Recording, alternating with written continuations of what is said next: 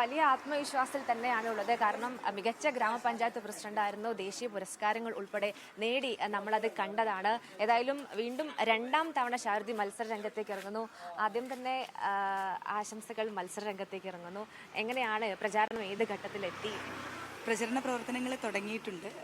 നമ്മൾ നേരിട്ട് ജില്ലാ പഞ്ചായത്ത് സ്ഥാനാർത്ഥി എന്നുള്ള രീതിയിൽ നമുക്ക് എല്ലാവരെയും നേരിട്ട് കാണണം എന്നുണ്ട്. പക്ഷേ ഒരുപാട് പരിമിതികളുണ്ട്, വലിയ ഡിവിഷൻ ആയതുകൊണ്ട് തന്നെ. അപ്പോൾ പരമാവധി ആളുകളെ നേരിൽ കണ്ട് വോട്ട് അഭ്യർത്ഥിക്കുക എന്നുള്ളതാണ് നമ്മൾ ഇപ്പോൾ തീരുമാനിച്ചിട്ടുള്ളത്. ഇത് രണ്ടാം തവണയാണ് മത്സരത്തിൽ. വലിയൊരു ആത്മവിശ്വാസം ശാരദയ്ക്ക് ഉണ്ട് എന്നാണ് എനിക്ക് തോന്നുന്നത്. കാരണം ഒളവണ്ണ ഗ്രാമപഞ്ചായത്ത് പ്രസിഡന്റ് ആകുന്നു, അത് മികച്ച പ്രകടനം കാഴ്ചവെക്കുന്നു. അതുൾപ്പെടെ വലിയ ആത്മവിശ്വാസം നൽകുന്നില്ലേ?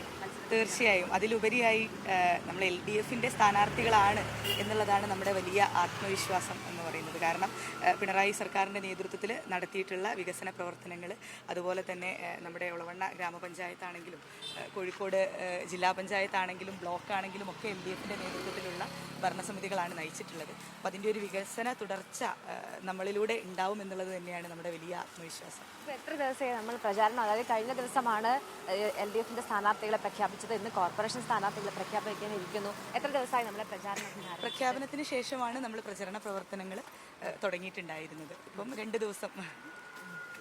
അതായത് ശാരദയ്ക്കൊപ്പം 2 സ്ഥാനാർത്ഥികൾ കൂടെ ഉണ്ട് അല്ലേ? അതായത് ശാരദയുടെ വാർഡിൽ നിന്ന് വീണ്ടും മത്സരിക്കുന്ന ഒരു സ്ഥാനാർത്ഥി. എങ്ങനെയാണ് അവരെ കൂടി പരിചയപ്പെടുത്താം പ്രേക്ഷകർക്ക് വേണ്ടിയിട്ട്? ഇത് സുധീഷ്, ഞങ്ങൾ സ്നേഹത്തോടെ മുത്തു എന്നാണ് വിളിക്കുന്നത്. നമ്മുടെ ഇരിങ്ങല്ലൂർ അമ്മത്തൂർ പ്രദേശത്തുള്ള ആളുകളൊക്കെ മുത്തു എന്നാണ് വിളിക്കുന്നത്.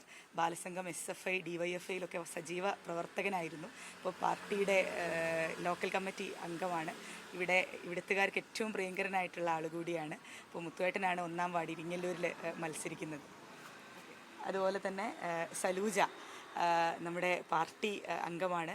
വളരെ നല്ല രീതിയിൽ മഹിളാ പ്രവർത്തനമൊക്കെ നടത്തി വരികയാണ്. അവരാണ് നമ്മുടെ ബ്ലോക്ക് ഡിവിഷനിൽ സ്ഥാനാർത്ഥിയായിട്ട് ഇത്തവണ മത്സരിക്കുന്നത്. കുടുംബശ്രീ രംഗത്ത് കൂടി വളരെ സജീവമായിട്ട് പ്രവർത്തിക്കുന്ന ഒരാളാണ്. അപ്പോൾ ഇവിടുത്തെ നാട്ടുകാർക്ക് നമ്മൾ നേരത്തെ ഒരു അറിയിപ്പൊന്നും കൊടുക്കേണ്ട കാര്യമില്ല. എല്ലാവർക്കും വളരെ സുപരിചിതരായിട്ടുള്ള 2 പേര് തന്നെയാണ് ഇവിടെ മത്സരിക്കുന്നത്. ഞാനിങ്ങനെ ലൈവിനിടയിൽ പ്രേക്ഷകരോട് പറയായിരുന്നു, ഞാൻ ആദ്യം ശാരദയെ കാണുന്നത് ഇവിടെ വെച്ചിട്ട് തന്നെയാണ്. അതായത് ഒരു കോവിഡ് കാലത്ത് റേഷൻ കടക്കാരന് കോവിഡ് വരുന്നു, ഒരു നാടിൻ്റെ ഭക്ഷണം എത്തിക്കാനുള്ള ഒരു സംവിധാനം മുഴുവൻ താറുമാറാകുന്നു. അവിടെ ശാരദി റേഷൻ കടയിൽ ജോലി ഏറ്റെടുക്കുന്നു. കൈരളിയായിരുന്നു ആദ്യം ആ വാർത്ത കൊണ്ടുവന്നത്. അവിടെ നിന്ന് ഇവിടം വരെ എത്തിയല്ലേ? എങ്ങനെയാണ്?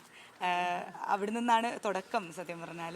അതിനുശേഷവും മേഘേച്ചി തന്നെയാണ് തെരഞ്ഞെടുപ്പിന് എത്തിയ സമയത്തും ബൈറ്റ് എടുത്തിട്ടുണ്ടായിരുന്നത്. അപ്പോൾ ഇപ്പം വളരെ യാദൃശ്ചികമായിട്ട് ജില്ലാ പഞ്ചായത്ത് ഡിവിഷൻ സ്ഥാനാർത്ഥിയാവുന്ന സമയത്തും ഇങ്ങനെ ഒരുമിച്ച് കൈരളോടൊപ്പം ചേരാൻ വേണ്ടി പറ്റിയത് വലിയ സന്തോഷമുള്ളൊരു കാര്യമാണ്. അത് രാവിലെ 7 മണിക്ക് ഒരുപാട് സഖാക്കൾ ഇതാ ശാരദീൻ്റെ കൂടെ വന്നിട്ടുണ്ട്. അതും വലിയ ആത്മവിശ്വാസം. തീർച്ചയായിട്ടും. ഇത് നമ്മുടെ മുൻ ഗ്രാമപഞ്ചായത്ത് പ്രസിഡന്റ് കൂടിയാണ് രവിയേട്ടൻ. നമ്മുടെ പന്തിരങ്കാവ് ഡിവിഷന്റെ സെക്രട്ടറി കൂടിയാണ്. എങ്ങനെയാണ് ശാരദയെക്കുറിച്ച് കൂടി ഒന്ന്, എങ്ങനെയാണ് ശാരദയുടെ ഗ്രാമപഞ്ചായത്ത് പ്രസിഡന്റ് ആയിരുന്നു, ആ പ്രവർത്തനം ഉൾപ്പെടെ മുതൽക്കൂട്ടാവും എന്ന് കരുതുന്നുണ്ടോ? തീർച്ചയായും. ഗ്രാമപഞ്ചായത്ത് പ്രസിഡന്റ് എന്നുള്ള നിലക്ക് മാതൃകാപരമായുള്ള പ്രവർത്തനമാണ് നടത്തിയിട്ടുള്ളത്. നിരവധി പുരസ്കാരങ്ങൾ ഏറ്റുവാങ്ങാൻ വേണ്ടി കഴിഞ്ഞിട്ടുണ്ട്. ജനങ്ങളിലാണെങ്കിൽ നല്ല തോതിൽ മതിപ്പും വലിയ തോതിൽ പിന്തുണയും നൽകുന്ന രീതിയിലേക്കാണ് വന്നത്. വലിയ ഭൂരിപക്ഷത്തിൽ ജയിക്കും.